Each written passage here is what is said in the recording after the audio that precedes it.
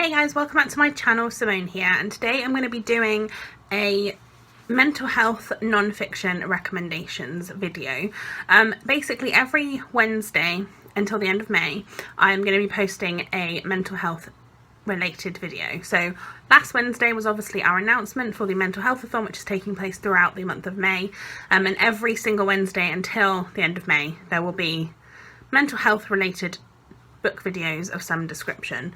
So if there's anything specific that you would like to see, let me know in the descriptions down below. But I will also link the mental health announcement for you.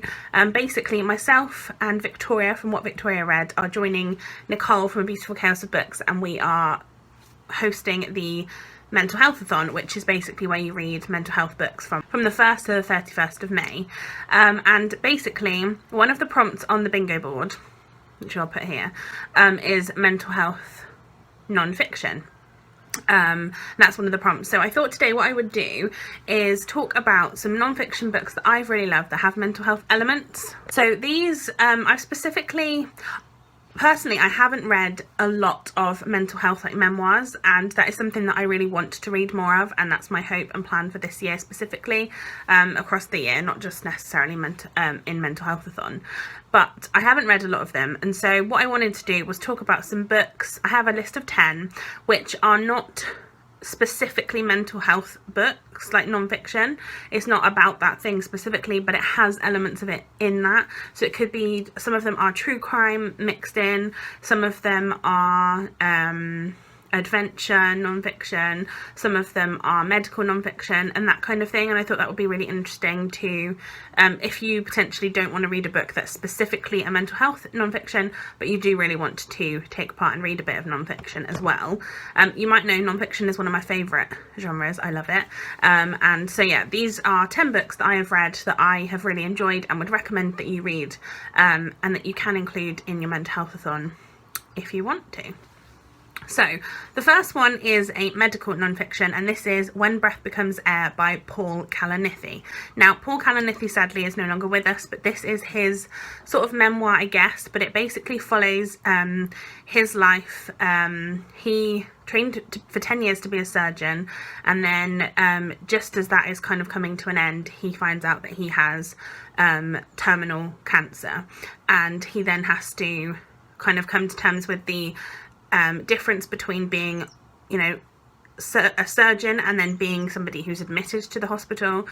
He then has to figure out how you come to terms with the fact that you have a terminal illness, and it kind of goes through that story, I guess. And sadly he never actually got to finish the book. I believe his wife has written the ending for him, and it is a really, really sad book, but it does talk about his mental health throughout. It talks about how to, like I said, how to deal with the idea of death, and that can be a very difficult, triggering topic, but I think that it's really well done in this one. And so yeah, it definitely has the mental health element to it, but it's also a really, really wonderful book. It's not a very long book, I don't think, and I read it a couple of years ago and absolutely loved it. It made me bawl my eyes out, but it was such a wonderful read. So yeah, if you haven't read that one, I would highly recommend. The second one is another kind of medical sort of non-fiction. This is The Immortal Life of Henrietta by Rebecca Skloot. This follows a family which are the descendants basically of a woman named Henrietta Lacks, who had cervical cancer, and some of her cells were taken. She was a black tobacco farmer, and basically some of her cells were taken at a hospital without her knowledge at the time when she was admitted, and those cells have been used in a lot of scientific research since then. She sadly passed away, but her cells have since become the catalyst for a lot of scientific invention and research, which has now helped a lot of people, and it's been used throughout. However, her family and her were never told, and she never gave her permission for, or at least she never gave her consent that she was aware of what she was giving consent to. For these cells to be used. And so it kind of talks about the descendants of her family, how they feel about that. Rebecca Skloot has gone and spoken to lots of members of her family, a lot of which have a few different mental health issues, which I think is really important. It also talks about, like, again, it's the terminal cancer diagnosis, that kind of thing. It talks about how that affected them all, how it's affected the children of her, and then, like I say, further descendants. And yeah, this one, like I said, the mental health in this is not quite as prevalent, but it's definitely still one I would recommend that you read, and I really enjoyed this book as well. Next up is one that's quite different, and that is Into Thin Air by Jon Krakauer. You could also read Into the Wild by Jon Krakauer, which both have similar elements, but basically Jon Krakauer has written 2 books that talk about mountaineering. Into Thin Air, which is the one I'm specifically talking about, is a book about Jon Krakauer basically climbing Everest along with a few other people, and him kind of detailing the difficulties of that and why people want to do it, and kind of the reasons why people want to do it. And it does talk a lot about mental health. It talks about, you know, how mentally you have to be in order to be able to climb Everest, how it's not just a physical feat but it's also a mental feat, about missing your family, about yeah, just obviously there's deaths as well, which sadly happen, and it kind of goes into that. It talks a lot about, so there was also a pretty big disaster that happened at the point when he went up Everest, and so it talks about the aftermath of that and the mental health of the people that had to witness what happened, and like PTSD, I would say, almost. So yeah, there was definitely mental health elements to this book, and it is a very interesting one. It's also a very different one than any of the others that I'm recommending today. So if you're into kind of adventure non-fiction, then this is definitely the one for you. Next up is The Glass Castle by Jeanette Walls. I feel like a lot more people know about this one because I believe it was actually made into a film. I haven't seen the film, but I have read the book and enjoyed it. This follows Jeanette Walls, and it talks about her. She is a journalist, and like a TV journalist, I believe, and she talks about her family's life, because her parents both are living this kind of nomadic lifestyle. They don't necessarily want to like stay in fancy houses, and they don't really want to stay in houses. They're kind of they're very much like free spirits. They don't really want to be tied down anywhere, but it's also affected obviously her life throughout her childhood, and her relationship with them is quite strained, but also she's very, very supportive of them. So it's kind of an interesting mix of things, and it does talk about her mental health. She talks about it quite a lot through the book, about all of the things that have happened to her and how they've affected her as an adult, and obviously how they affected her as a child as well.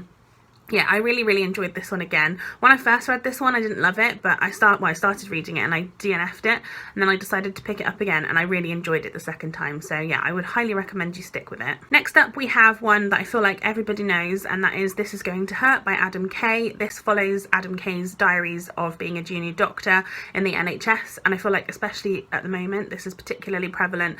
Talks a lot about kind of how doctors deal with being in the NHS and what they have to actually do. There are so many things that they have to do and achieve, and so many things that they have, like strains that they get put under and things that they have to face, you know, deaths of patients, pretty like traumatic events and injuries, etc.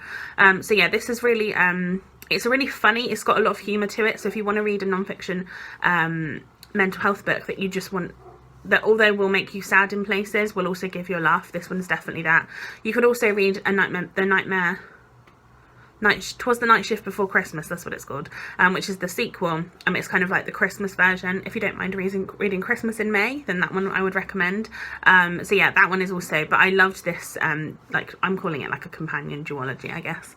And I've loved both of them so far, so I would highly recommend. At number 6 is A Stolen Life by J.C. Dugard. If you don't know, J.C. Dugard was kidnapped as a child, and she was kept in the back garden of a house by, I can't remember the people that kept her, but basically she was kept there. She was raped, and she was forced to bear children of the guy who kidnapped her. And this is her, I guess, her memoir after she is found you know, returned back to her house, a home, should I say. And this is her kind of talking about being in captive. She's kind of partly had a bit of like Stockholm syndrome, so she has obviously being with this person for so long, I think she's kind of started to feel for him a little bit, and I think that kind of, she struggled a bit to differentiate between these people being people that she should like and people that, you know, cared for her, but also people that have done such horrendous things to her. So yeah, I think this is definitely an interesting read. It talks, obviously it also gets JC Dugard's point across. I think sometimes it can be a difficult read in that obviously JC Dugard is not a writer, so the book itself can be quite a difficult one to read, but I definitely think it's worth the read. I believe there's a sequel to this one which I have not read, but yeah, I think it's very interesting, and yeah, I learnt a lot from it. Next up is probably the one on this list that I was the most skeptical about when I first started reading, and that is A Mother's Reckoning by Sue Klebold. Sue Klebold is the mother of Dylan Klebold, who was one of the perpetrators of the Columbine massacre. So if you don't know, most people I'm assuming do, but the Columbine massacre was a school shooting in the US where two boys, Dylan Klebold and I actually can't remember the other one's name, they basically went into a school and shot a lot of people, teachers and students.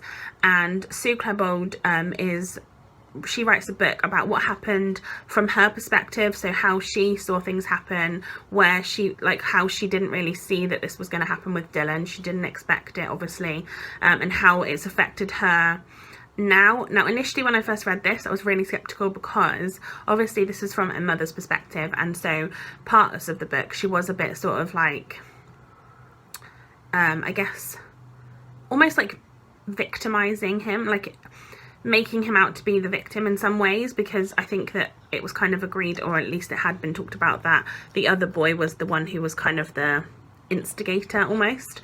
But actually throughout I think she kind of comes to terms with exactly what happened, and I think she realizes you know what, like, that her son is not who she necessarily thought he was. But it does talk about mental health, not only hers but also about Dylan's, and I think it's a really interesting read. Again, it's one that I would say just perhaps take it a little bit skeptically initially, just because obviously, like I said, it is a very one-sided view of things, and I do really want to read Columbine, the actual the actual book Columbine, by Dave somebody, I can't actually remember who, but yeah, I do really want to read that one. But this one was definitely an interesting read and very emotional. Then in number 8 was a book that I was actually initially recommended by Kaz from Cats and Camera, and I could not have been more grateful that she recommended this to me. It's called One of Us, and it's by I always say this wrong, Ashley Stierstad, I don't know. I'm gonna link it. I will link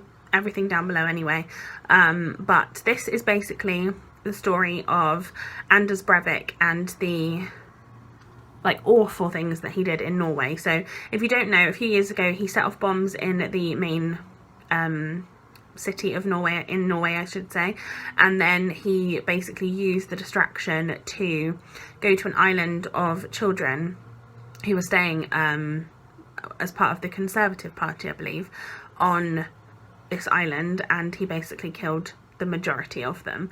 And yeah, it was brutal, horrendous, but the thing I enjoyed, like when I say enjoyed, the thing that I found most amazing about this book is that it not only follows, obviously it talks about what happened and who Anders Breivik is and why he did what he did, it talks about his history, it talks about his mental health as well, it talks about that sort of thing, but it also really follows a lot of the people who were affected. So it could have been people who were actually then killed on the island, it was people who survived and the things that they then had to go through. It talks about the court case, and how people, so there were some of the victims who had to stand up in court and testify against him. And yeah, I loved this for bringing this to my attention. And I mean, I knew of what happened, but I didn't know anything about the specifics.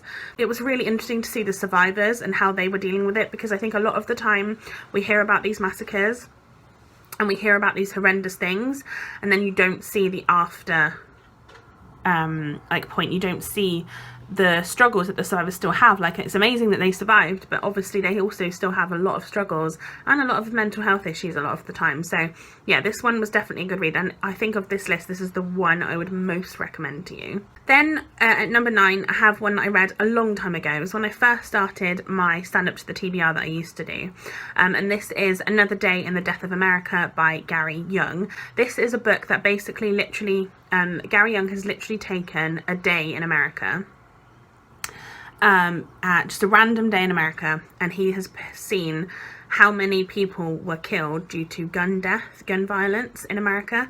And on this particular day he picks, there's 10 different deaths of children, this is, it essentially details each one of these cases, what happened, how it happened, why it happened, just to pinpoint the fact that there are so many deaths in America that just don't get reported on. And obviously throughout this book it does talk about mental health. It talks about, like I said, gun violence. It talks about deaths from that. It talks about the, you know, ever rising gun problem in America. But I think it was really, really interesting and really worth the read. So yeah, I would highly recommend. And then the final one I wanted to talk about today is A False Report by T. Christian Miller. Now, I know that there is a Netflix series that is called, I believe it's called Unbelievable, or Unforgettable? Unbelievable. Unforgettable. I don't know, I'll link it down below as well. But there was a book, I believe, that came out about this, which was basically a girl who was raped in her apartment building, and then she makes a report to the police that she was raped, and then she later comes to say that she lied, she made it up, it was all a false report. And then this particular book talks not just about this case, because this case turns out that the girl was telling the truth in the end, but it does talk a lot about false reports and people making false reports and why they make false reports, whether they make reports and then they say that they're false because they feel like they're being hounded by the police maybe, or because they feel like ashamed of what's happened and they want to pretend like it didn't happen, or why they make an actual false report and why that happened. So this does talk about mental health a lot. Obviously it talks about the mental health of people and why they, you know, why false reports are made, why it's also really dangerous for false reports to be assumed, because obviously it negates the fact of true reports. This book is just so interesting. I would highly recommend that you read it. But yeah, those are my 10 non-fiction mental health recommendations that aren't solely like mental health memoirs. I would love your recommendations for some mental health memoirs, because I definitely want to read more. I haven't read specifically mental health non-fiction very much, which I feel like I definitely want to do more of. So please do let me know in the comments what your recommendations for me are, because I would 100% want to expand the books that I have read. But have you read any of these ones? What did you think of them? Do you think that you're going to read any of these for Mental Health-athon? Let me know in the comments down below what your non-fiction Mental Health-athon pick is going to be, and I will see you next time for another video. Bye guys.